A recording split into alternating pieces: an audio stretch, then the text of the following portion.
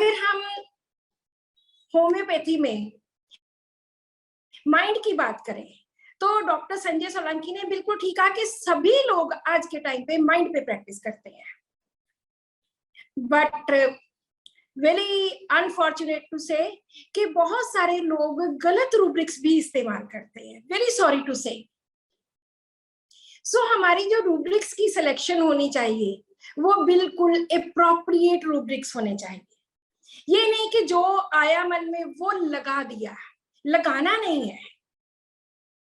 हमने बिल्कुल एप्रोप्रिएट, जैसे डॉक्टर हैनीमैन ने बोला है कि सिमिलिमम क्या होता है। एक ट्रायंगल है बीमारी की, उसके ऊपर हमने ट्रायंगल हूबहू उसके ऊपर रखनी है अपनी दवाई की, ताकि वो उसको पूरा कवर कर सके।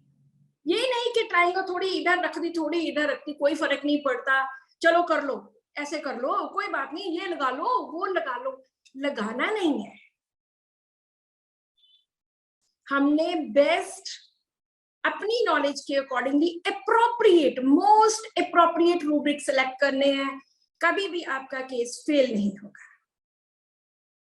तो आज हम सबसे पहले, मैंने 3-4 केसेस निकाले इस मेडिसिन के। आप लोग बहुत बार इस्तेमाल करते होंगे इन सब मेडिसिन को। तो सबसे पहला जो केस है ये वीट एलर्जी का केस है। हमने बीमारी पे नहीं जाना कि कौन सी बीमारी है, मैंने कैसे ठीक की, छोड़ दो इस बात को। हमने सिर्फ ये देखना है कि मैंने रूब्रिक कैसे सिलेक्ट की, कहाँ मैंने गलती की और मैंने अपनी गलती कैसे सुधारी। सभी लोग गलती करते हैं, जरूरी नहीं कि हमारी फर्स्ट सिलेक्शन जो हो वो मोस्ट अप्रोप्रिएट हो। पहले नंबर पे 2-3-4 मेडिसिन आ सकती हैं, तो उन 3-4 मेडिसिन में से हमने बेस्ट सिलेक्टेड मेडिसिन लेनी है। सो हम शुरू करते हैं। फर्स्ट केस है, ये एक लड़की है जिसको वीट एलर्जी की प्रॉब्लम है, और जब वो 5.5 साल की थी तब उसको वीट एलर्जी की प्रॉब्लम हुई। बहुत ज्यादा कॉन्स्टिपेशन रहती थी, बहुत ज्यादा डायरिया रहता था, ऑल्टरनेट करता रहता था, वॉमिटिंग आती रहती थी।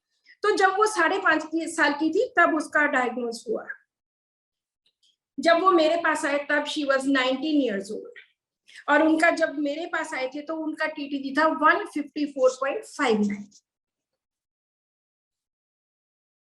और जब उनका इतना ज्यादा टीटीजी आया तो उन्होंने वीट खाना छोड़ दिया, जो कि उनको बहुत पसंद था। उसके फादर बहुत स्ट्रिक्ट थे, जो कि उसको वीट नहीं खाने देते थे, क्योंकि वीट का अगर वो एक सिंगल बाइट भी लेती थी तो सिंगल बाइट से ही उनको लूज मोशन लग जाते थे इमीडिएटली, और उसकी एलर्जी बहुत ज्यादा बढ़ जाती थी। उसके 2 जने आए, फादर एंड डॉटर। फादर बोल रहे हैं, डॉटर स्माइल करी जा रही है। फादर बोल रहे हैं कि ये जो मेरी बेटी है ये मेरा कहना पूरा मानती है, बहुत इंटेलिजेंट है, बहुत रिस्पॉन्सिबल है, सारा काम करती है, काफी एक्टिव है, अंधेरे से डरती है, इंजेक्शन से डरती है, दवाई से भी डरती है, लेकिन वो लड़की स्माइलिंग, कॉन्स्टेंटली स्माइल करती रही। उसके फादर बोलते रहे, वो स्माइल करती रही। और इसको टीवी देखने का, म्यूजिक का बहुत शौक है, डांसिंग का बहुत शौक है, बहुत रिस्पॉन्सिबल है, और खुद ही ये सारा काम अपना होमवर्क करती है। और गर्मी इसको काफी लगती है। मैं थर्मल्स अक्सर पूछती हूँ पेशेंट से, हमेशा ये कूलर के आगे ही सोना पसंद करती है। मुझे सारे में उसका constant smiling and frivolous attitude लगा, कि बड़ी केयरलेस सी काइंड ऑफ है। तो मैंने उसको जो फर्स्ट टाइम एक अच्छी लड़की, कहना मानना, गुस्सा पूछा तो उन्होंने बोला कि 1 मिनट के लिए गुस्सा आता है, बस दूसरे मिनट खत्म हो जाता है। तो मैंने जो मेडिसिन 2-3 अपनी साइड पे लिखी, उनमें से मुझे लगा कि शी इज बेलाडोना। वो पेशेंट एक बार भी नहीं बोली। यहाँ पे हम एक सुधार करेंगे कि कभी भी पेशेंट के अटेंडेंट्स जो बोल रहे हैं उन पे 100% रिलाई नहीं करना। ये हमारी पहली गलती होती है। आज हमने अपनी गलतियां भी नोट करनी है, आज हमने आगे के लिए सीखना भी है। तो उसके फादर बोली जा रही है, मैं सुन रही हूँ, मैं उसकी तरफ देख रही हूँ, शी स्माइलिंग। तो anger momentarily, frivolous and smiling, ये लेके मैंने उनको बेलाडोना 30 दी। लेकिन 1 महीना दी, दूसरे महीने दी, 200 की एक डोज तीसरे महीने दी। लेकिन उन्होंने जब टेस्ट करवाया तो उस वक्त उसका टेस्ट काफी ज्यादा निकला। बिल्कुल भी उसको उसके लूज मोशन को फर्क नहीं पड़ा। हर सेकेंड डे उसको लूज मोशन लगते थे और उसका टीटीजी था 15.28 क्योंकि उसने वीट खाना बंद कर दिया था। तो मुझे पता लग गया कि my medicine is not well selected, क्योंकि अगर मेडिसिन मेरी ठीक होती तो उसको लूज मोशन वगैरह कुछ भी नहीं लगने थी। वो सब कुछ उसकी जो प्रॉब्लम्स है वो धीरे धीरे कम होती होती ठीक हो जानी चाहिए थी। तो मैंने सोचा कि मैं केस को दोबारा सोचूंगी। उसके बाद मैंने उनको दोबारा उसको पूछा कि दोबारा से इसके स्वभाव के बारे में मैंने लड़की से पूछा। तो जो उभर के सामने आया, that was she was really very responsible, class में हमेशा फर्स्ट आना, वेरी इंटेलिजेंट, यील्डिंग डिस्पोजिशन और अंधेरे से डरती थी। डांसिंग का, म्यूजिक का बहुत शौक था। और उसके फादर ने बताया कि जब भी इसको कोई बाहर भी, घर के बाहर भी कोई अगर पत्थर मिल जाता है, कोई पत्थर का पीस मिल जाता है, ये उस पर ड्राइंग करने, पेंटिंग करने लग जाती है। और हर काम इतनी सफाई से करती है, बहुत ज्यादा साफ सफाई का शौक है। तो मैंने अपनी प्रेस्क्रिप्शन को, अपने रूब्रिक सिलेक्शन को थोड़ा चेंज किया। अब मैंने लिया fear dark, intelligent, responsibility strong, yielding disposition क्योंकि कहना बहुत मानती है, dancing Dzire, fastidious,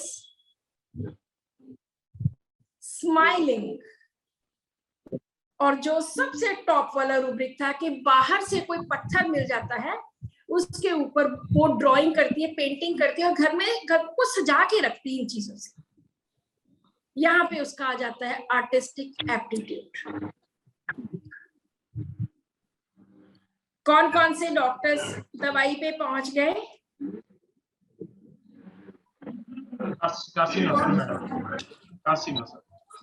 yes, the medicine is carcinosin. या कार्सिनोसिन एक ऐसी मेडिसिन है जो नो सोड है, जो यस जो डिजीज टिश्यू से बनी है। मुझे लगता है कि ये मेडिसिन मैंने hundreds and hundreds of time use की है और इस मेडिसिन के आर्टिस्टिक एप्टीट्यूड ने कभी भी मुझे फेल नहीं किया। उसके बाद फिर उस लड़की का 1M की 30 दी, 200 दी, 1M दी। अब हम इस केस की डिटेल में नहीं जाएंगे। तो मैंने मेरी जो सिलेक्शन थी वो आर्टिस्टिक एप्टीट्यूड। अभी तो इसमें बहुत सारी मेडिसिन, 11 मेडिसिन आ गई है, जिनमें से मैंने फास्फोरस भी यूज की है, जिसमें से मैंने चाइना भी यूज की है, जिसमें मैंने सल्फर भी यूज की है। तो लेकिन पहले सिर्फ ये ही एक अकेली मेडिसिन हुआ करती थी आर्ट एबिलिटी में। तो उसके बाद 6 महीने, साल भर इसका केस चला और बिल्कुल ठीक होगी। जो इसकी लेटेस्ट रिपोर्ट थी वो 3.627 थी जब वो पूरा वीट खा रही थी ऑल द 3 टाइम्स।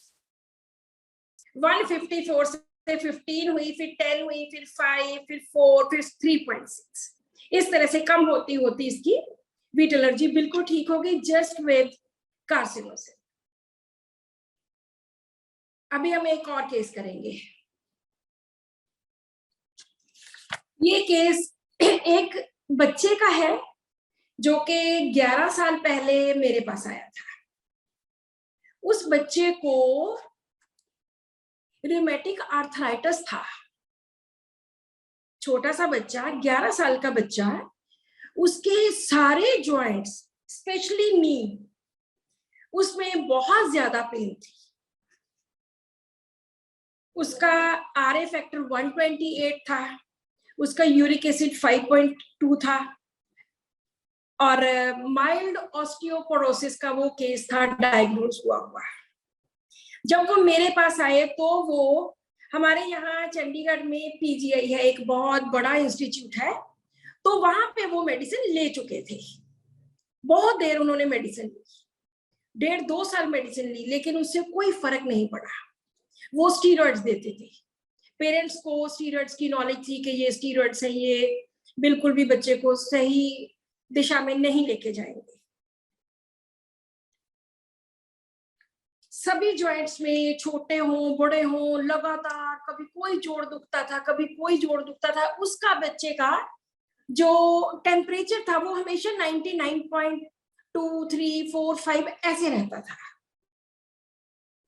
लेकिन उसको कभी भी ये फीलिंग नहीं आती थी कि मुझे बुखार है।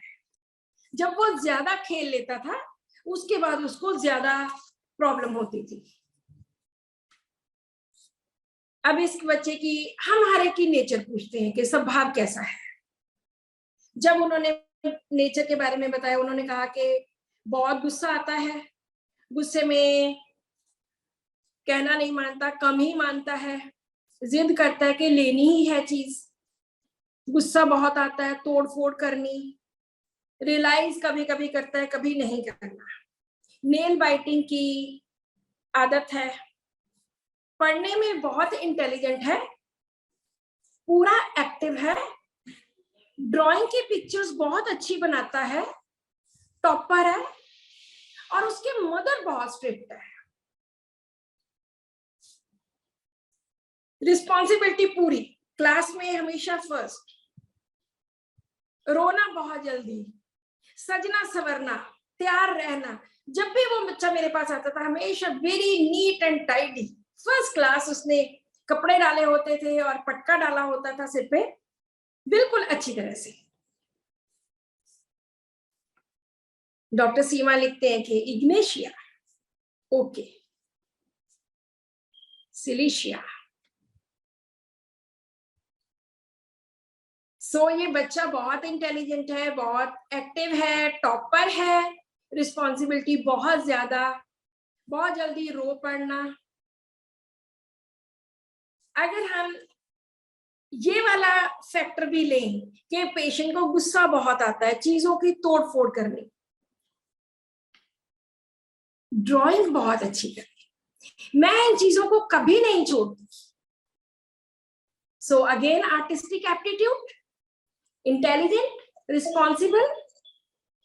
तो मेडिसिन कौन सी आई? कार्सिनोसिन। यस, हम फिर से, क्योंकि हम अभी हम थोड़ी देर में कार्सिनोसिन के गुस्से की बात करेंगे, उसमें हमें ये सब कुछ दिखेगा। और ये इतना टीडियस केस था, इतना ज्यादा टफ केस था कि वो इतने बड़े इंस्टीट्यूट में जो पीजीआई है वहां का केस था, वहां उन्होंने 1.5 साल दवाई ली, और यहाँ पे भी एक होम्योपैथिक डॉक्टर से 6 मंथ मेडिसिन ली थी, लेकिन बिल्कुल भी ठीक नहीं हुई। उसको कार्सिनोसिन दी, 30 दी, 200 दी। जब वो ज्यादा खेलता था तब पेन होती थी, और 1M दी। 1M हर मंथ में हम कंटिन्यू देते रहे, और वो बहुत अच्छी तरह से टेस्ट वगैरह करवाते रहे। उसकी मेडिसिन तकरीबन 11 से लेके 7-11 से लेके 6-13 2 साल कॉन्टिन्यूसली चली, और उनकी reports better better better and better आती रही। जब फर्स्ट टाइम आया था उसका एचबी बहुत लो था, और जब लेटेस्ट रिपोर्ट जो मेरी है वो 17 की है, उसका एचबी है 13.8, ESR 8, आरए फैक्टर 4.3। उसके बाद भी जो उसके पहले भी RA फैक्टर 9.7। कार्सिनोसिन को मैंने 4-5 बार दिया और 17 की मेरे पास रिपोर्ट है, उसमें उसका बिल्कुल 100% ठीक है। जो उसका ऑस्टियोपोरोसिस था, जो उसका RA फैक्टर पॉजिटिव था, वो भी नेगेटिव है। This was only because of carcinosin. चाहे 2 साल लग गए, लेकिन ये बीमारियां एलोपैथी में कभी ठीक नहीं होती। वो हमेशा स्टीरॉइड्स यूज करते हैं, तब भी पेशेंट ठीक नहीं होते। मैं हमेशा हर पेशेंट को, आर्थराइटिस वाले पेशेंट को कहती हूँ कि चाहे आप जो मर्जी लेते रहो, लेकिन प्लीज आप होम्योपैथी कंटिन्यू करें।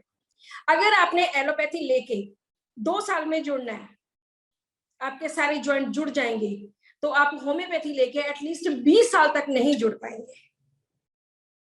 इतना ज्यादा इसका बेस्ट इफेक्ट है। सो इस केस में गुस्सा बहुत ज्यादा था, तोड़फोड़ थी, लेकिन आर्टिस्टिक एप्टीट्यूड था, रिस्पॉन्सिबिलिटी थी, फास्टिडियसनेस थी। इस वजह से इसको कार्सिनोसिन मिली। अभी हम एक और केस करेंगे।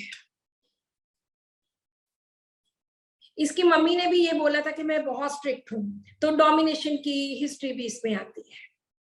इसके बाद इसके मम्मी ने बोला कि कहना नहीं मानता, वो भी कई बार कार्सिनोसिन में देखने को मिलता है। हर मेडिसिन की different states, opposite different states हमें बहुत बार देखने को मिलती है, और डॉक्टर्स अक्सर ये क्वेश्चन पूछते हैं, ये क्या, ये लाइट डिजायर में भी है, लाइट एवर्शन में भी है, ऐसे कैसे हो सकता है? तो हमारी रेपर्टरी में बहुत सारे सैकड़ों रूब्रिक, सैकड़ों मेडिसिन ऐसी हैं जिनमें वो दोनों ऑपोजिट स्टेट्स में है। एक टाइम पे रिस्पॉन्सिबिलिटी बहुत ज्यादा, एक टाइम पे रिस्पॉन्सिबिलिटी बिल्कुल कम। सो इस तरह वो डिफरेंट स्टेट्स होती है, डिफरेंट टाइम होता है। किसी टाइम पे पेशेंट हमारे पास आ सकता है बहुत ज्यादा रिस्पॉन्सिबिलिटी लेके, किसी टाइम पे आ सकता है विदाउट रिस्पॉन्सिबिलिटी। जो कार्सिनोसिन होता है वो उसमें बहुत ज्यादा रिस्पॉन्सिबिलिटी होती है, अर्ली एज में रिस्पॉन्सिबिलिटी होती है। वो हम अभी कार्सिनोसिन को थोड़ा सा एक्सप्लेन करेंगे, तो उसमें गुस्सा भी, जो नीचे डॉक्टर ने लिखा है कि गुस्से के बारे में एक्सप्लेन करें, वो हम अभी करते हैं। पहले मैं 2-3 केस आपको बताऊं ताकि आपको समझ लगे कि कार्सिनोसिन हमने कैसे पकड़नी है। सारी मेडिसिन में 5-5 हजार रूब्रिक होते हैं, हम सारे रूब्रिक यूज नहीं कर सकते, लेकिन उसकी एक प्रॉपर पिक्चर होती है, जिसको अगर हम अंडरस्टैंड करके, तो हम किसी भी बीमारी में, क्योंकि होम्योपैथी में हम बीमारी ठीक नहीं करते, हम तो बीमार इंसान को ठीक करते हैं, तो हमें बीमारी के बारे में इतना देखने की कोशिश नहीं करनी कि ये तो आर्थराइटिस में दी है, ये तो वीट एलर्जी में दी है। हमने ये अंडरस्टैंड करना है कि पेशेंट की साइकी कैसी है। सो अभी मैं एक तीसरा केस बताती हूँ, जिसमें एक 50 इयर्स के एक मेल पेशेंट मेरे पास आए, और उन्होंने मुझे बोला कि उनके एक्जिला में, आर्मपिट में इतनी बड़ी गांठ थी, सिस्ट था उसका। तो मैंने वो मेरे से पहले भी दवाई लेते थे, कभी बताया ही नहीं। तो जब मेरे पास इस बार आए तो 1.5-2 साल के बाद आए, तो मैंने उनसे पूछा कि कब हुआ, कैसे हुआ, सिम्टम्स पूछे उनके बारे में, उनका गुस्सा वगैरह पूछा, वो सब कुछ बताते रहे। एंड सब कुछ पूछने के बाद मैं रेपर्टाइज करने लग गई। इतने में वो बोलते हैं कि डॉक्टर साहब मैं पेंटिंग बहुत अच्छी करता हूँ। मैंने कहा ओके। कहते दिखाऊं? मैंने कहा जी दिखाओ। उन्होंने अपना मोबाइल खोला और मुझे एक पेंटिंग दिखाई। मैंने कहा वाह ये तो बहुत अच्छी है, कब करनी शुरू की? कहते डॉक्टर साहब ये तो मैं बचपन से करता हूँ, मैं और दिखाऊं? उन्होंने मुझे और पेंटिंग्स दिखाई, एक के बाद दूसरी, तीसरी, चौथी। ओ माय गॉड, मैं तो हैरान ही रह गई कि इतनी सुंदर पेंटिंग्स। मैंने जो अपना सारा केस लिया हुआ था, अभी रेपेटाइज करने लगी थी, मैंने सारा बंद किया। मैंने उनको कार्सिनोसिन 200 की एक डोज दी, क्योंकि आर्टिस्टिक एप्टीट्यूड इतना भारू था, जो कि छोटी उम्र से था, कि उसके सामने बाकी सब कुछ फीका पड़ जाता। बहुत फास्टिडियस थे, 2-3 चीजें और पूछी, तो मैंने उनको कार्सिनोसिन 201 डोज दी। उसके बाद वो 15 दिन के बाद आए। जो उनका इतना बड़ा लंप था, इतना बड़ा एक्जिला में सिस्ट था, वो सिर्फ 5% रह गया, 95% रिड्यूस हो गया ओनली इन 15 डेज। ये होम्योपैथी का कमाल है। और देखो, पता नहीं कितने सालों से, 15-20 साल से उनको प्रॉब्लम थी, कभी उन्होंने ध्यान भी नहीं दिया। एलोपैथी में कभी 2-4 बार दवाई ली, बस फिर छोड़ दी, क्योंकि ठीक तो हुआ ही नहीं। होम्योपैथी की एक डोज ने, बेस्ट सिलेक्टेड मेडिसिन ने, उनको जस्ट 15 दिन में 95% ठीक हुआ। उसके बाद मैंने उनको साइक्लिक कंटिन्यू की, और नेक्स्ट 15 दिन के बाद जब वो आते हैं तो वो कहते हैं कि मैं तो बिल्कुल 100% ठीक हो गया, और उसके बाद उन्होंने मेडिसिन नहीं। तो मेडिसिन वाज कार्सिनोसिन। इस तरह हम अगर एक मेडिसिन का कुछ इस तरह का पार्ट, जो उसमें बहुत ज्यादा इंपॉर्टेंट होता है, अगर हम वो पकड़ लेते हैं, तो मुझे लगता है कि हम फेल नहीं हो सकते। एक और केस बताती हूँ। एक लड़की है 23 इयर्स की, उसको भी वीट एलर्जी है, इसके फादर को भी वीट एलर्जी, इसके घर में सभी को, इसकी बहन को भी, सभी लोगों को वीट एलर्जी है। इसका HB है सिर्फ 5 और इसका TTG है 40। वो मेरे पास आई तो उसकी भी बहुत साल पहले वीट एलर्जी डिटेक्ट हुई थी, लेकिन पता चला कि डॉक्टर नीलम इसका इलाज करते हैं, तो वो मेरे पास आ गए और मुझे कहते हैं कि मेरा HB हमेशा इतना लो रहता है, और मुझे ब्रेथलेसनेस की प्रॉब्लम होती है, साथ में शॉर्टनेस ऑफ ब्रेथ होता है। यहाँ तक मैं तो बहुत बार फेंट भी हो गई हूँ, क्योंकि मेरा HB बहुत लो होता है। हालांकि मैं वीट नहीं खाती, फिर भी HB मेरा पूरा नहीं होता। पेट में अक्सर दर्द रहना, लूज मोशन रहना, जस्ट थोड़ा सा भी बाइट लिया वीट का तो बस।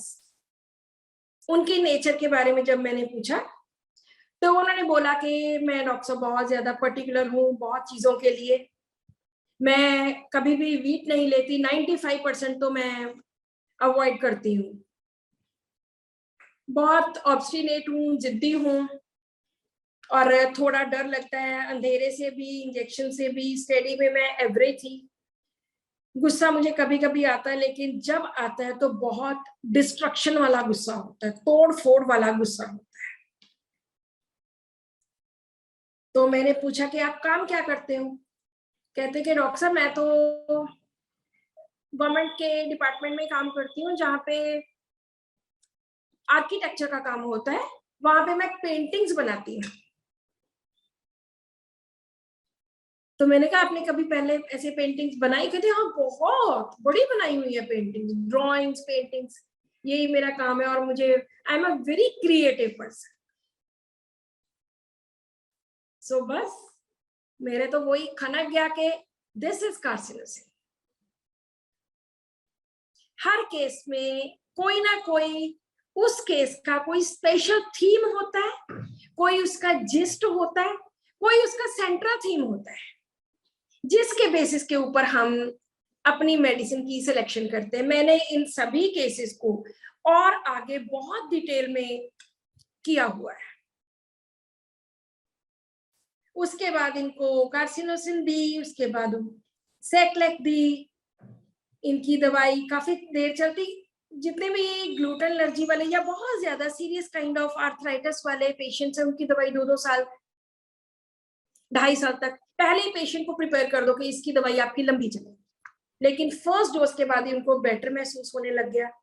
फिर उन्होंने हर 6 महीने के बाद, 4 महीने के बाद वो टेस्ट करवाते रहे। उनका फॉलोअप 3-4 साल तक वो दवाई लेते रहे। उनका टीटीजी फिर 2.8 हो गया, 0.9, 0.8, 0.7, 0.6 और HB 11.9। हम इस केस की वीट एलर्जी की डिटेल में नहीं जाएंगे। सिर्फ ये सारे केसेस बताने का मेरा मकसद सिर्फ एक ही है कि हम किसी मेडिसिन को कैसे रिकॉग्नाइज करें। ना तो हमने रूब्रिक्स में उलझना है, हमने सिर्फ मोटी मोटी 2-4 चीजें बात उससे पूछनी है और उसी के अकॉर्डिंगली हमने best selected rubrics, appropriate rubric select करने हैं और उसी के बेसिस के ऊपर हमने मेडिसिन देनी है। सो अब तो ये 4 केसेस की बात हुई जिसमें कार्सिनोसिन ने बहुत अच्छे हमें रिजल्ट्स दिए। अब हम बात करेंगे इस मेडिसिन की कि ये मेडिसिन होती किस तरह की है।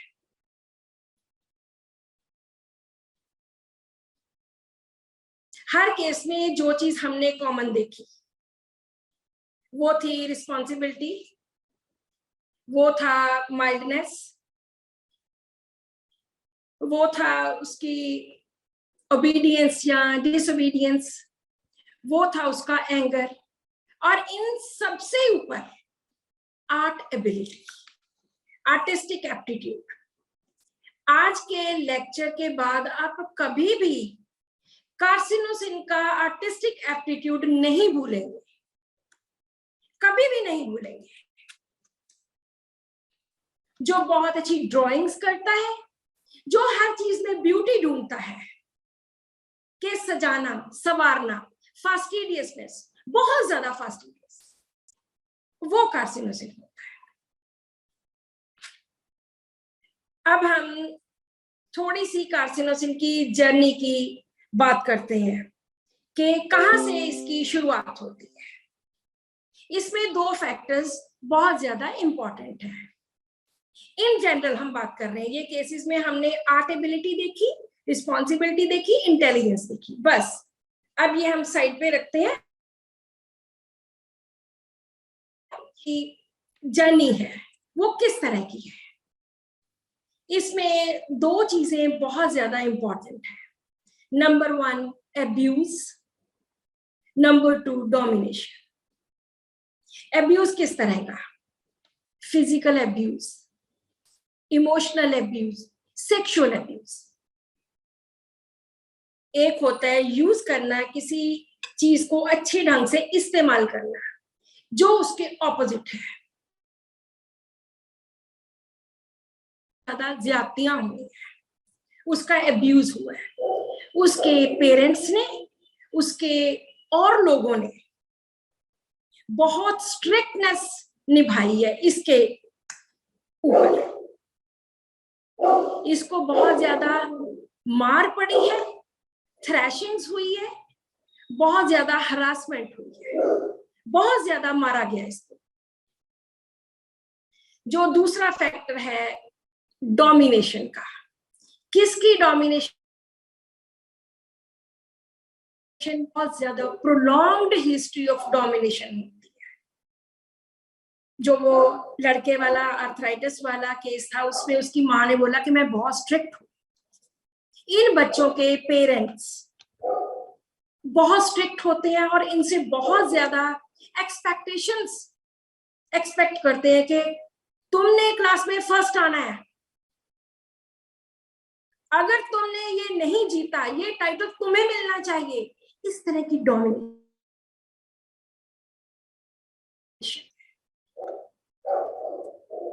वेरी हार्श अपब्रिंगिंग, रोज इनकी पिटाई होनी, रोज इनको मारना। जरूरी नहीं कि दोनों पेरेंट्स ही ऐसे हो, एक जना भी हो सकता है, कोई ग्रैंड पेरेंट भी ऐसा हार्श हो सकता है, कोई मैटरनल जैसे चाचा या कोई और इस तरह के लोग, कोई भी हो सकता है। अदर्स की डोमिनेशन भी है। इतनी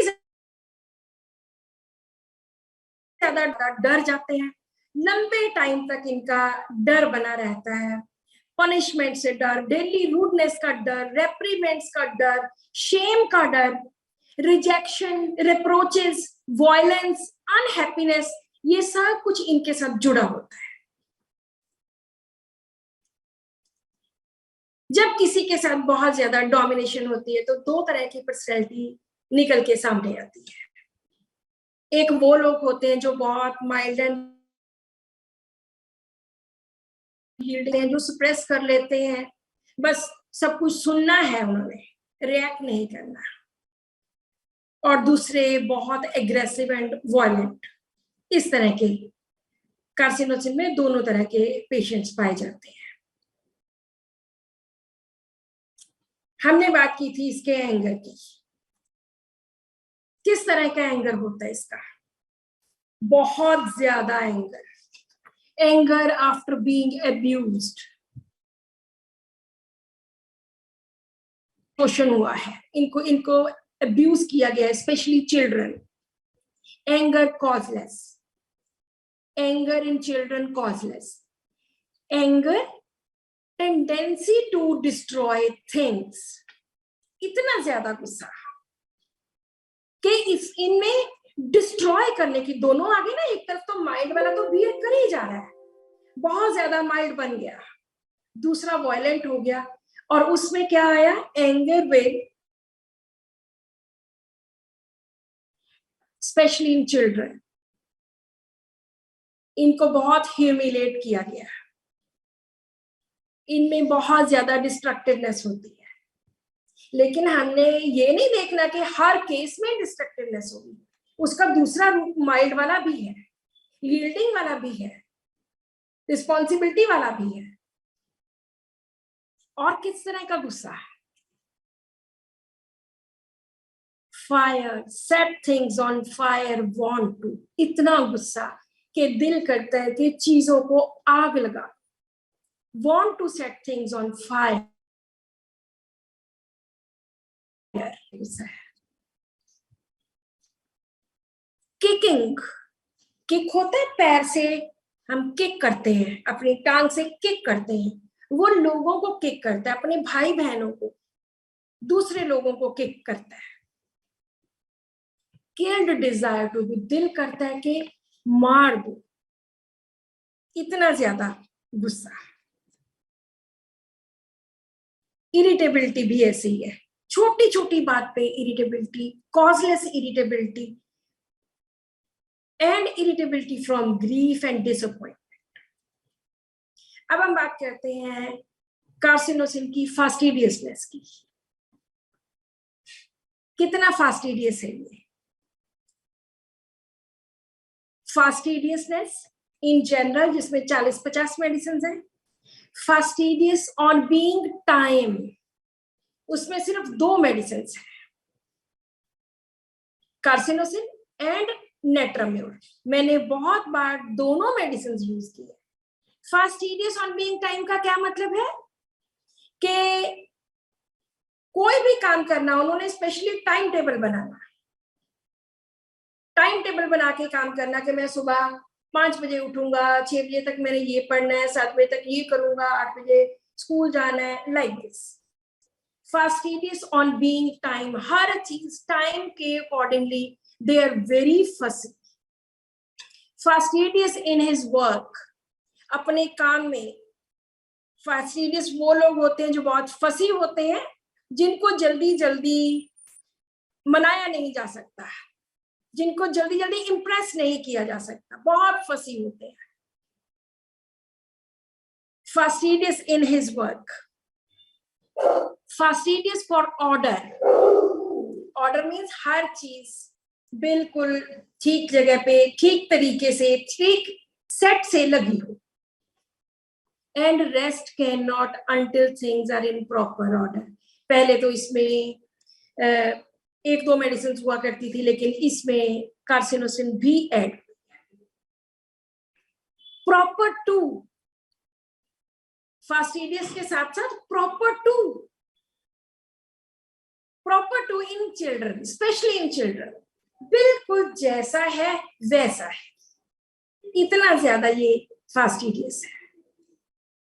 क्लीनलीनेस मेनिया फॉर,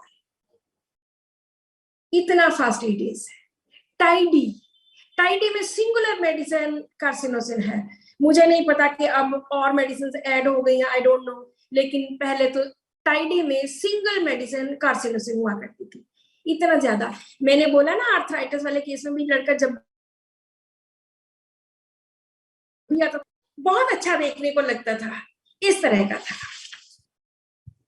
सो ये हम करते हैं फास्टिडियसनेस ऑफ कार्सिनोसिन।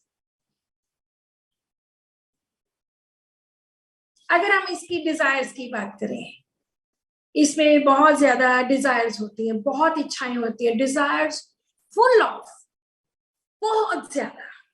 लेकिन ये डोमिनेशन के अंडर काम करता है तो इसकी डिजायर्स पूरी नहीं होती। He has to suppress his desires, desires suppressing his desires. इसको दबानी पड़ती है क्योंकि इसके ऊपर प्रेशर बहुत है, घर वालों का प्रेशर, पेरेंट्स का प्रेशर, बहुत ज्यादा एक्सपेक्टेशंस है कि तुमने ये करना ही है। अगर हम रिस्पॉन्सिबिलिटी की बात, छोटी एज से ही रिस्पॉन्सिबल होता है। जैसे मैंने बताया कि responsibility from the very beginning, from very young age, इसमें 2 मेडिसिन हैं, one is Calcarea carb and second one is carcinosin. लेकिन अगर हम कार्सिनोसिन की रिस्पॉन्सिबिलिटी ऑरोमेट की रिस्पॉन्सिबिलिटी से मिलाते हैं तो दोनों में क्या फर्क आता है? दोनों हाईली रिस्पॉन्सिबल है। ऑरम में अनयूजुअल रिस्पॉन्सिबिलिटी, इसमें रिस्पॉन्सिबिलिटी करनी पड़ती है। दोनों में बेसिक डिफरेंस क्या है? ऑरम गोल्ड है, जहां भी चाहे नीचे गिर जाए फिर भी वो शाइन करेगा। लेकिन कार्सिनोसिन, इससे हमेशा जबरदस्ती करवाया जाता है, इससे जबरदस्ती करवाया जाता है। ऑरम सब कुछ अपनी मर्जी से करेगा, अपने दिल से करेगा, उसके अंदर रिस्पॉन्सिबिलिटी है। लेकिन इसके ऊपर है by domination, by parental control, prolonged history of parental control. अगर हम इसके कुछ अच्छे रूब्रिक्स की बात करते हैं, बेनेवलेंस, जो परोपकारी लोग होते हैं, दूसरों की मदद करते हैं, careful of business about others future, carelessness inclination to careless, दूसरों की केयर करनी, और खुद को भी इसका दिल करता है कि कोई मुझे कंसोल करे, कोई मुझे सिंपैथी दे। लेकिन कुछ केसेस में सिंपैथी एग्रीवेट होती है, कहीं पे सिंपैथी एमेलियोरेट होती है। अगर इसकी चिंता की बात करते हैं तो चिंता इसको बिजनेस की, फैमिली की, health of one's own, health of relatives, सबकी चिंता। बहुत सारे ऐसे रूब्रिक्स हैं एंजाइटी वाले जिनमें कार्सिनोसिन देखने को मिलती है। Anxiety about everything, anxiety future. So के एक और बहुत सुंदर पार्ट की बात करते हैं, he is a nature lover, जिसको नेचर से, कुदरत से, कुदरती चीजों से बहुत प्यार होता है। He loves nature, nature loves in children. Carcinosin में बच्चों वाले बहुत सारे रूब्रिक्स हैं, ढेर सारे रूब्रिक्स हैं। Cheerful thunder's and lightning when it is, जब बाहर बिजली कड़कती है, बादल गरजते हैं, कड़ कड़ कड़ कड़ करके, ये बच्चा इतना खुश होता है, he becomes cheerful. Cheerful thunders and lightning, बिजली कड़कती है। कुछ डरने वाले रूब्रिक्स भी है जिनमें लोग डरते हैं, लेकिन कार्सिनोसिन में he becomes very cheerful, इसको बहुत खुशी होती है। सी साइड लव्स, समुद्र के किनारे के पास पास रहना, वहां पे जाना, वहां पे घूमना इसको बहुत पसंद है। ट्रेवलिंग डिजायर, ट्रेवल करना कि हम अमेरिका जा रहे हैं, हम शिमला जा रहे हैं, घूमने जा रहे हैं, हम एक पर्पस के लिए जा रहे हैं, हमारा पर्पस है घूमना, वहां एक्सप्लोर करना कोई चीजों को, कार्सिनोसिन वहां भी पड़ी है। Travelling ameliorate also, travelling desire and ameliorate, कि उसको ट्रेवलिंग करके बहुत मजा आता है, अच्छा लगता है। वॉन्डरिंग डिजायर, वॉन्डर होता है जस्ट यहाँ से वहां तक गए, घूमते फिरते चले गए, कोई काम नहीं था, जस्ट वैसे ही गए, वो भी इसको पसंद है। वेदर, थंडर स्टॉर्म लव्स, अगर वेदर की बात करें, वेदर में thunderstorm, this patient carcinosin loves thunderstorm, he is ameliorated by thunderstorm, उससे उसकी प्रॉब्लम्स कम होती है, एमिलियोरेट होती है, उसको बेटर फील होता है। He loves watching stormy weather, उसको ये बाहर जो स्टॉर्म है, तूफान मच रहा है, थंडरिंग हो रही है, लाइटनिंग हो रही है, उसको बड़ा मजा आ रहा है ये सब कुछ देख के, क्योंकि वो कुदरत को प्यार करता है, उसको नेचर लव में वो पड़ा है। सी साइड, घूमना फिरना, प्लांट्स, ये सब कुछ उसको बहुत अच्छे लगते हैं।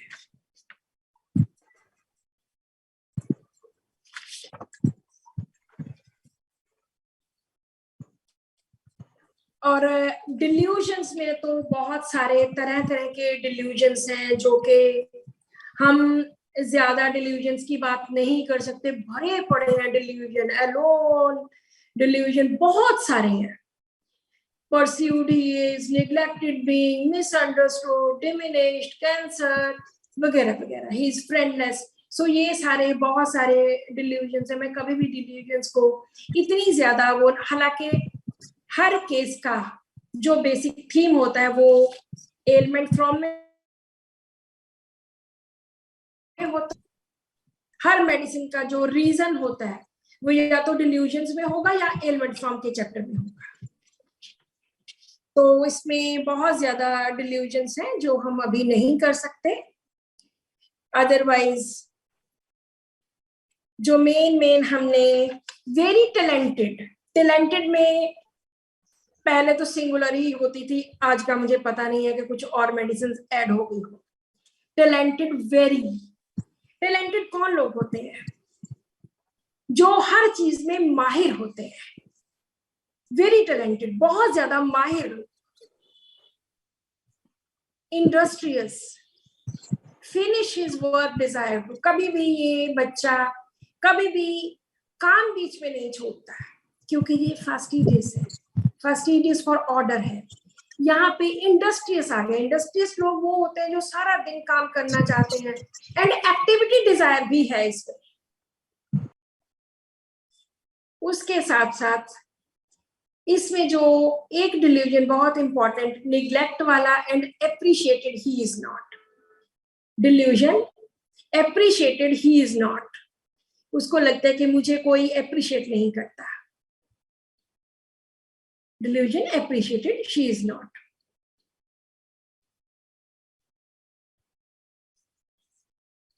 Longing for good opinion of others, दूसरों का गुड ओपिनियन, कि मुझे लोग मेरे बारे में मेरी तारीफ करें। Longing for good opinion of others.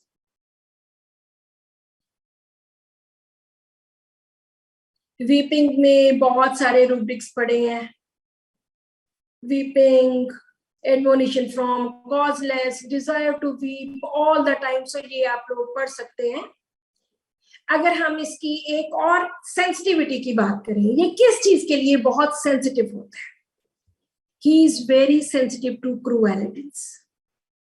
जैसे कैलकेरिया कार्ब में, मैंने कैलकेरिया कार्ब वाली वीडियो में बताया था कि ये लोग बहुत ज्यादा सेंसिटिव होते हैं, उसी तरह ये भी, इसमें cruelty can not bear, seeing और हियरिंग क्रूएलिटी कैन नॉट, ना सुन सकते हैं, ना देख सकते हैं, ना बर्दाश्त कर सकते हैं, ना सिनेमा में, ना टेलीविजन पे, ना मर्डर देख सकते हैं, ना सर्जरी देख सकते हैं, सब में सिंगुलर पड़ी है कार्सिनोसिन। म्यूजिक के लिए बहुत ज्यादा सेंसिटिव, कोई भी ऐसी चीजें ये देख नहीं सकते, सुन नहीं सकते। ड्यूटी की भी जैसे रिस्पॉन्सिबिलिटी की बहुत ज्यादा सेंस होती है, उसी तरह duty, too much sense of duty.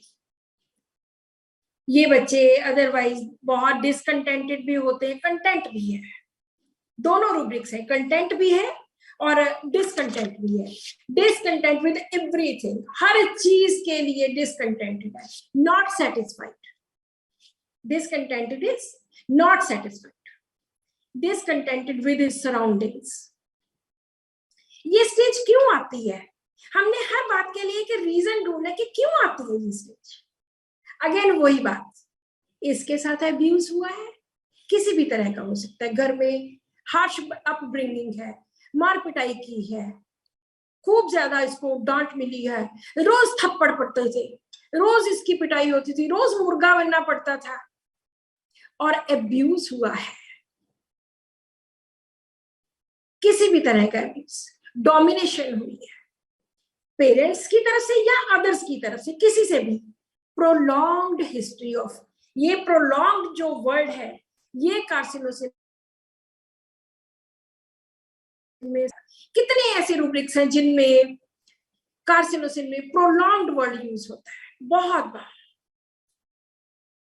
बहुत हाईली इमोशनल बंदा है, जिसको अपनी सारी इमोशंस, अपनी डिजायर्स सब कुछ सप्रेस करनी पड़ती है, just because of this domination, because of reproaches and because of reprimands, or he becomes very helpless।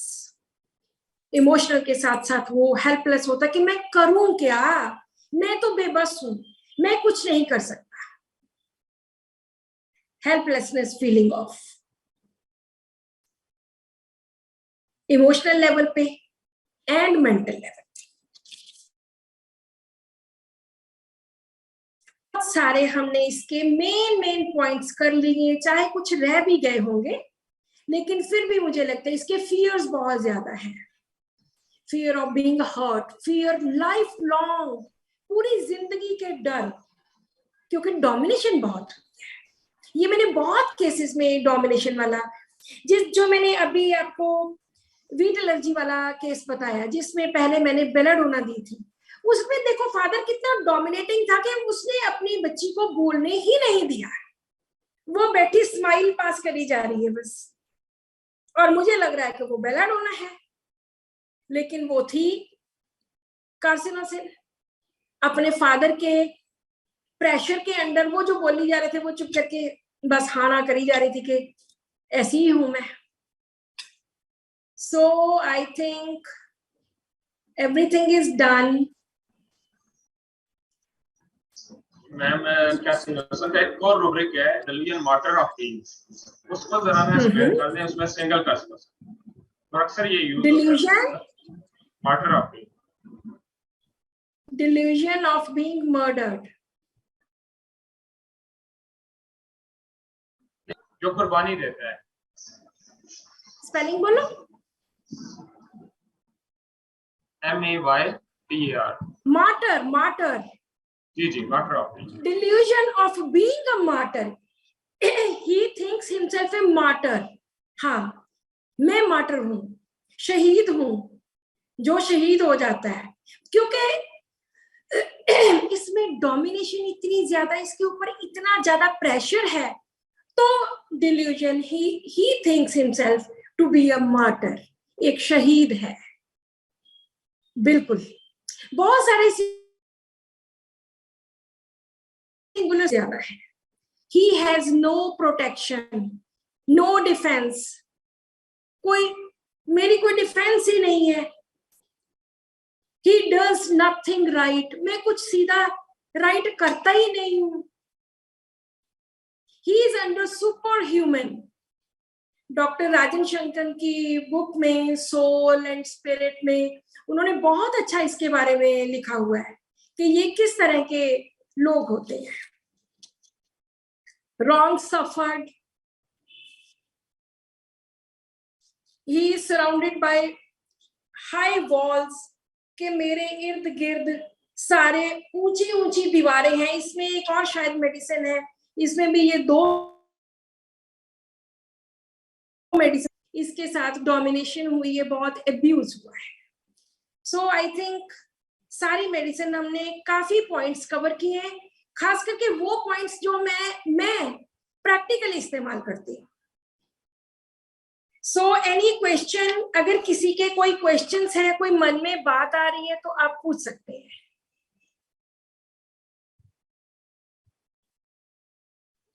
Ma'am ये जो अभी डिस्कस हुआ, ये एक रूब्रिक मार्जिन बता रहे, इसको जरा काइंडली एलाबोरेट थोड़ा कीजिए। हाँ, उसको लगता है, पेशेंट को लगता है of being a martyr. Martyr is शहीद, मेरी शहादत, मुझे शहीद कर दिया गया क्योंकि मेरे ऊपर इतनी डोमिनेशन है, मैं तो कुछ कर सकता ही नहीं, सब कुछ मेरे साथ गलत हुआ, मेरे ऊपर इतना इन्फ्लुएंस, इतना over influence, parental control, prolonged history of parental control, तो शहीद ही हो गया ना। शहीद का मतलब ये नहीं कि सचमुच वो मर गया, उसका मतलब है कि मुझे अपनी सारी इच्छाएं, सब कुछ अपना, अपने डिजायर्स, सब कुछ दबाना पड़ा। गुस्सा, वो गुस्सा नहीं शो कर सकता, वो दबाना पड़ा, हर चीज मुझे दबानी पड़ी, हर चीज लोगों के अकॉर्डिंगली करनी पड़ी जिनकी डोमिनेशन है। पेरेंट्स ने बोला तुम डॉक्टर बनोगे, बेचारे का मन था इंजीनियर बनने का, उसको तो शहीद होना पड़ गया ना उसके लिए, कि बनना था इंजीनियर, लेकिन माँ बाप ने जबरदस्ती कहा कि नहीं, तुमने मेडिकल की पढ़ाई ही करनी है, तो वो तो शहीद हो गया ना, अपनी उसने इच्छाओं का गला घोट दिया। वो तो हम इसको देख सकते हैं। Thank you ma'am. या मैम मैंने ना एक केस में देखा था कि एक जी। फीमेल थी, उसके फादर और मदर की डेथ हो चुकी थी, वो घर में पड़ी थी, तो उसने सारे बहन भाइयों की शादी की, एक बहन रह गई, तो कहती कि अभी जो है ना एक बहन मेरी रहती है, मैं उसकी शादी करूंगी, तो मैंने तो कभी अपनी शादी के बारे में सोचा ही नहीं, और इसमें हमने रेस्पॉन्सिबिलिटी टू अर्ली और जो है डुलियन मार्टर ऑफ बीइंग, उसने बड़ी कुर्बानी दी ना दूसरों के लिए, तो कार्सिनोसिस में उसको हमने पकड़ा, तो बड़ी अच्छी तरीके से केस जी। जो एलिमेंट फ्रॉम, जो रिस्पॉन्सिबिलिटी की एट एन अर्ली एज है, उसमें सिर्फ 2 मेडिसिन है, कैलकेरिया कार्ब एंड कार्सिनोसिन, और दोनों ही मैंने बहुत बार इस्तेमाल किए हैं।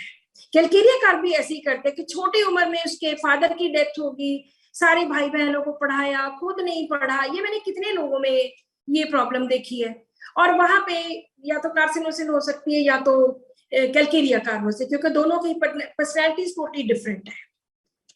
तो बहुत अच्छा आपने ये मार्टर वाला रूब्रिक यूज किया, या खुद को शहीद कर दिया, अपने भाई बहनों को पढ़ाते पढ़ाते, उनको बड़ा करते करते उनकी शादी की, और खुद की शादी के बारे में तो कभी सोचा ही नहीं। दिस इज वेरी नाइस जी। Any other question? Hello ma'am. Yes ma'am, बहुत ही वंडरफुल सेशन था आपका। Thank you. मैम, मुझे ये पूछना था कि आर्ट एबिलिटी वाला जो रूब्रिक है ना, ये बहुत सारे लोग देखकर पेंटिंग और ड्राइंग बहुत सुंदर बनाते हैं और उनका मन भी बहुत लगता है उसको बनाने में, तो जो लोग देख के बनाते हैं उनमें भी ये रूब्रिक ले सकते हैं, या सिर्फ ये इनर इंस्टिंक्ट जिनका है आर्ट एबिलिटी? नहीं, अगर देख के भी बहुत अच्छी बनाई है, अब मुझे कोई बोले कि आप ये पेंटिंग बनाओ, मैं तो उसको देख के लगी हो, ये पेंटिंग मैं कहाँ से बनाऊंगी। अगर मेरे अंदर वो इंस्टिंक्ट होगा कि yes I can do this, तब वो बनाएगा, चाहे देख के बनाए, तब भी हम आर्ट एबिलिटी लेंगे। अभी आर्ट एबिलिटी में 11 मेडिसिन है, उनमें से मैंने 3-4 और मेडिसिन भी इस्तेमाल की है, लेकिन ये जबकि मैं केस पिछले 5-7 साल पुराने केसेस बता रही हूँ, तो सब में तब आर्ट एबिलिटी एक ही उसमें होती थी, और साथ में सभी वो देखने को मिले, जैसे उसमें गुस्सा आया, किसी में रिस्पॉन्सिबिलिटी आई, किसी में फास्टिडियसनेस आई, तो आर्ट एबिलिटी हम कहीं भी, चाहे वो देख के बनाए चाहे कुछ भी करें, हम दोनों में लेंगे जी। Any other question? Ma'am good evening. Good evening जी। हाँ जी, बहुत वंडरफुल सेशन रहा, बहुत अच्छा सब किया। थैंक यू जी। मैं ये पूछना चाह रही थी कि कार्सिनोसिन का जो फास्टिडियसनेस है वो, और जो आर्टिस्टिक एप्टीट्यूड आपने जो एटीट्यूड कहा है, तो उसमें आर्टिस्ट में हम केवल पेंटिंग्स वगैरह लेंगे या दूसरी अदर उसमें एक्टिविटीज भी ले सकते हैं? आर्ट में कोई भी आर्ट की एक्टिविटीज ले सकते हैं। अभी तो हमारी रेपर्टरीज में क्ले वाले कुछ अलग रूब्रिक डाल दिए, प्लास्टिक के कुछ अलग रूब्रिक्स, ये अभी नई कुछ 2-4 सालों से एडिशंस हुई हैं। जी जी। लेकिन अगर वो मेडिसिन है, मुझे नहीं पता कौन सी है क्योंकि मैंने कभी यूज नहीं किया, लेकिन इन जनरल ब्रॉडर सेंस में देखें तो उसमें आर्ट एबिलिटी हम लेंगे डिफरेंट। फास्टिडियस तो वो होगा ही, जो भी आर्ट एबिलिटी बहुत क्लीनलीनेस से करनी, बहुत तरीके से करनी, बहुत सोच समझ के करनी, तो फास्टिडियसनेस तो उसमें आएगी आएगी। बिल्कुल। या जो लोग फिर बहुत ज्यादा गंदे तरीके से पेंटिंग करते हैं, बहुत लोग आके ये भी बताते हैं ड्राइंग तो बहुत कचरे होते हैं, फिर वहां पे हम आर्ट एबिलिटी नहीं दे सकते ना, वो फास्टिडियस है। मैम आपने अपने केस में जो है ना, वो पत्थरों से जो बच्ची जो बनाती थी, वो आपने बड़ा अच्छा केस किया, वो भी एक आर्ट एबिलिटी आपने। हाँ, वो भी आर्ट एबिलिटी है कि बाहर से कोई पत्थर मिल जाता है, उसके ऊपर इतने इतने छोटे पत्थर, कहते घर को सजाया हुआ है इसने इन चीजों से। ये लोग प्लांट्स को बहुत प्यार करते हैं, नेचर को। पेंटिंग्स जो बनाएंगे उनमें भी इनके ये नेचर दिखेगी, फ्लावर्स दिखेंगे, ये सब कुछ दिखेगा। एंड प्रॉपर टू होगा, बहुत ज्यादा फास्टिडियस प्रॉपर टू। मुझे तो लगता है कि आर्सेनिक वाला जो rest can not until things are in proper order, वो दूसरी तरह का फास्टिडियस है, ये कुछ और तरह का फास्टिडियस है। इसमें कुछ प्रॉपर टू होना चाहिए 100%। ट्राइंगल के ऊपर पूरी ट्राइंगल सेम टू सेम, इस तरह का होना चाहिए। और एक और छोटा सा क्वेश्चन है, ये हम देखते हैं कि इसमें ये कार्सिनोसिन के साथ साथ हम देखते हैं कि डोमिनेशन पॉइंट ऑफ व्यू से हमारी एक और मेडिसिन जो स्टेफिसेग्रिया, जो इसके पैरेलली चलती रहती है, तो इसमें ओवरऑल जो है हम डीडी फिर कैसे करते हैं? स्टेफिसेग्रिया का जो थीम है वो उसकी इज्जत है, उसका मान सम्मान, उसके लिए उसकी इज्जत बहुत ज्यादा प्यारी है। उसमें इंडिग्नेशन, मॉर्टिफिकेशन, ये सब कुछ बहुत आएगा। उसमें उसकी जर्नी डिफरेंट है, इसकी इज्जत आ गई, किस तरह का है वो भी। उसमें 2 रूब्रिक्स है एंगर की स्टेफिसेग्रिया में, एक है एंगर नेवर, एक है एंगर वायलेंट। नेवर में सिंगुलर मेडिसिन है स्टेफिसेग्रिया कि कभी गुस्सा आता ही नहीं है। दूसरा एंगर वायलेंट, बहुत ज्यादा। स्टेफी का गुस्सा कैसा होता है, उसको इज्जत कितनी प्यारी होती है। सिर्फ एक रूब्रिक है जो उसकी सारी कहानी को बयान करता है स्टेफिसेग्रिया की। उसकी कहीं लड़ाई हुई, किसी ने उसको बुरा भला कह दिया, वो उसको जवाब नहीं दे पाया अपनी डिग्निटी की वजह से। घर आया, बहुत गुस्सा चढ़ा हुआ है, अपने गुस्से को सप्रेस किया, दबाया, घर आया, कांपता हुआ, आते ही उसको बुखार चढ़ गया। दिस इज स्टेफिसेग्रिया कि उसके लिए उसकी इज्जत इतनी ज्यादा प्यारी है कि बाकी कार्सिनोसिन वगैरह तो सब पीछे रह जाते हैं। जहां पे भी स्टेफी की बात होगी सबसे पहले वो उसकी, हम, क्योंकि हर मेडिसिन की अपनी जर्नी है, तो उसके लिए उसका सम्मान बहुत ज्यादा इंपॉर्टेंट है। एक बार मैं एक स्टेफी का एक केस अक्सर बताती हूँ, मैं अभी फिर बताना चाहूंगी, यहाँ हम रीड कर सकते हैं। एक बार एक बहुत बड़े ऑफिसर आए हमारे घर में, तो उन्होंने बोला कि मैंने तो डॉक्टर साहब से टाइम लिया था, बड़े साल पुरानी बात है, तब मोबाइल फोन नहीं हुआ करते थे, लैंडलाइन फोन था, तो मैंने तो डॉक्टर साहब से टाइम लिया था, तो मैंने उनको दिखाना था। मैंने कहा जी आप मुझे दिखा दो। कहते, हालांकि मुझे भी वो जानते थे, कहते नहीं। मैंने कहा वो डॉक्टर साहब तो चले गए, वो अब तो पता नहीं कब तक आए। कहते नहीं जी ढूंढो उनको, कहाँ गए। वो थोड़े जानते थे, मैंने जिनके साथ गए उनको फोन किया, फोन करके बुलाया। जब मैं उनके पास बैठी हुई थी तो उन्होंने अपनी पॉकेट में से एक छोटी सी पुड़िया निकाली। उनके साथ उनकी वाइफ भी आई हुई थी और वो 50 साल के थे, तब की बात है। पुड़िया निकाल के मुझे कहते ये देखो इसमें ये क्या है। मैं क्या, ये तो जुई है। उन्होंने फिर से पुड़िया बंद करके अपनी पॉकेट में डाली। मैंने कहा क्या हुआ। नहीं डॉक्टर साहब कुछ नहीं। 5 मिनट बैठे रहे क्योंकि अब डॉक्टर साहब को आने में तो टाइम लगना था, आधा घंटा। कहते ये क्या है अपनी बाजू पे। मैंने देखा, मैंने कहा क्योंकि ये तो जुए है। डॉक्टर साहब शर्म से मरने वाली बात है, मैं रोज नहाता हूँ, रोज इतनी सफाई रखता हूँ, मेरे जुए पड़ गई, हद हो गई। मैं अपनी वाइफ को बोलता हूँ कि ये देख क्या हुआ क्या हुआ, मुझे कह रही है कि ये मौके हो गए, आपके होम्योपैथी दवाई ले लो। फिर उसको बोलने लग गए। इतने में डॉक्टर साहब आए, डॉक्टर साहब को भी वैसी पहले पुड़िया दिखाई, फिर वो बोले, कहते मैं तो शर्म से ना मरा जा रहा हूँ डॉक्टर साहब, इतनी बेइज्जती। ये है स्टेफिस एग्रिया की डिग्निटी।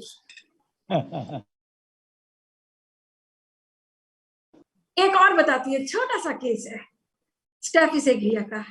एक लेडी मेरे पास एक छोटे से, मतलब दादी अपने पोते को लेके आई, छोटा सा बच्चा 5 साल का, उसका नाक बह रहा था।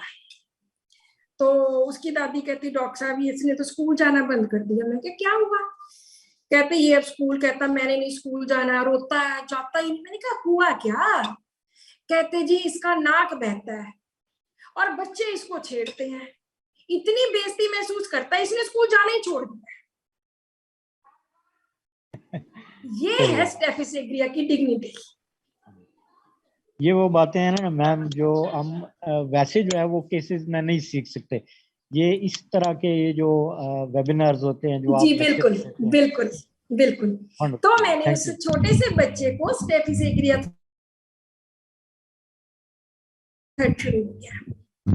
सो कार्सिनोसिन अलग है, कैलकेरिया कार्ब अलग है, स्टेफिस एग्रिया अलग है, सबकी अपनी अपनी जर्नी है। एक केस में ना हम रेफराइजेशन के बाद जो है ना स्टेफिस एग्रिया पे पहुंचे, तो मैंने आखिर में कंफर्मेशन के लिए एक क्वेश्चन किया उस फीमेल से ना। मैंने पूछा आपके हस्बैंड के साथ कैसी बनती है, तो वो धाड़े मार मार के रोना शुरू कर दिया उसने।